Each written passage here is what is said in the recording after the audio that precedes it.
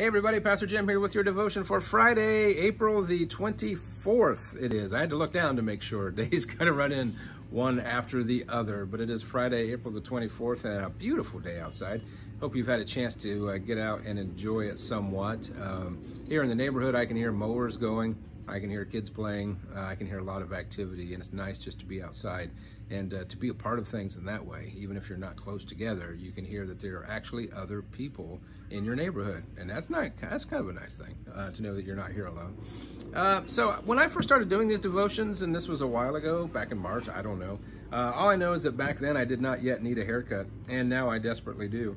It may not look long, but trust me, this is much longer than I've let my hair go in a very long time, and I could use a haircut. I would be perfectly fine with taking my clippers and just buzzing it all off. Just taking it right down to the nub, you know, doesn't bother me at all. I've thought about taking it down to the nub with the electric clippers and shaving it, but Shar says that's not acceptable. So we're still in negotiations. I think I'm wearing her down, that I may actually show up one of these days with a shaved head. Wouldn't that be nice? And so in the meantime, though, a lot of times with my hair and this, you know, I just I wear hats because I like hats. I like the hats that they represent the teams that I like and those kinds of things. And it's just easy to throw on a hat. I don't know how many of you like hats, but it's something that makes it much easier when your hair is not quite right. And so the other day I wore a hat, and I was wearing one of my favorite hats because this is a Cincinnati Reds hat. And I got some feedback from a dear friend of mine, a woman that I truly love dearly.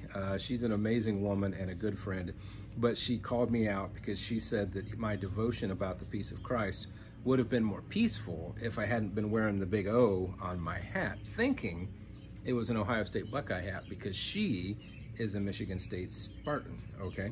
And so I just had to point out to her, well, I hope that it brings you more peace than knowing that this is not an O. It's a C, and the C is for Cincinnati, the Cincinnati Reds that I've been a fan of since I was a small child. And so, yeah, I'm a Reds fan. And so she thought she was calling me out for being a Buckeye, whereas other people called me out because it was a Cincinnati hat, not a Cleveland hat. They said, aren't you a fan of the Cleveland Indians? I said, no, I'm not. I'm a Reds fan. And so I'm a Reds fan, and people know it because I wear the hat.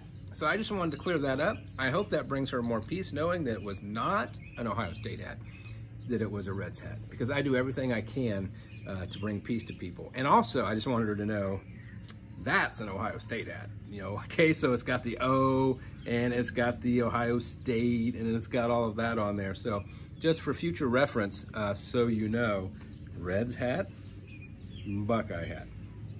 I don't wear a lot of hats on these devotions just to say that I root for this team or that team. I'm trying to cover up the fact that I need a haircut. And yet, people call me out because a Spartan fan, Sparty, will call me out because they thought it was a Buckeye hat, whereas Cleveland fans call me out because it's a Reds hat.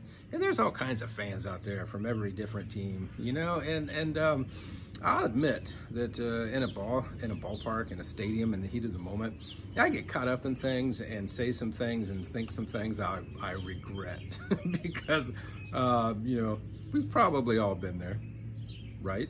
I hope I'm not alone. But anyways, see, we make these judgments. If you're in a stadium and you look around and everybody's wearing the same hat as you, then you know that they're good people. That's all you need to know.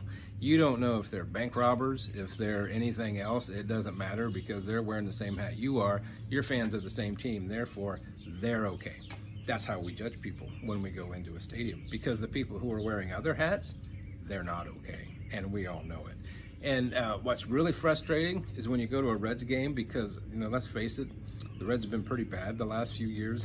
I go to a Reds game and I'm surrounded by fans from the other team and outnumbered. That just burns me up. You know, something that happens in the game that just causes me the greatest heartbreak, and all these fans around me are cheering because, you know, they're from the other team. And so, yeah, and we know what kind of people root for the other teams because they're not as good as us. That's just how it is. And how do we know who's on what team? It's because, well, yeah, we wear the right hats, we wear the right shirts, we wear the right jackets, you know, we have the right things in our yard or on our house or what have you.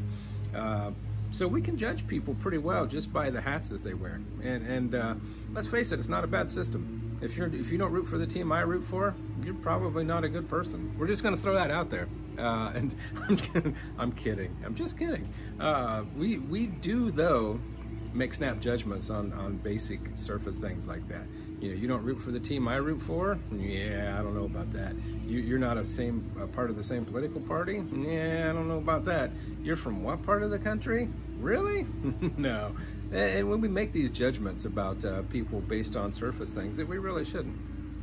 You know, we've talked a lot about our calling lately as the church to love each other as Christ has loved us. And that's how they'll know that we are Christians, by our love. And if they know that we are Christians by our love, and yet they don't care for us, or they hate us because of that, there's nothing you can do about that. I mean, Jesus says in the Gospel of St. John, he says, you know, if they hate you, don't worry about it, because just remember, yeah, they first hated me.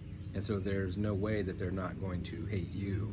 And if you were of the world, in other words, if we lived in the way that the world does and not the way that Christ calls us to live, then of course he says, then they wouldn't hate you. So it's better that they hate you and that you live for me and as I did, rather than being a part of the world and being on good terms with the people around you. He said, you got to know which team you're on.